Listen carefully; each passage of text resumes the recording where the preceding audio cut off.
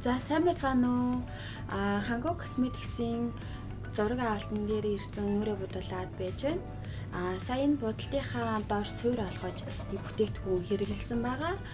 Hangul Cosmetics маань 2021 оны шинэ маш олон бүтээгдэхүүнүүдийг авчирсан байна. Тэгээ эндээс хамгийн онцлог бүтээгдэхүүн бол надад энэ Red Jeans-ийн энэ ампул маань маш их таалагдлаа. Энэ будалтынхаа доор тавьсан маш их чигшлийг өгдөг. Дээрээс нь будыг маш гайхалтай шингээдэг юм байна.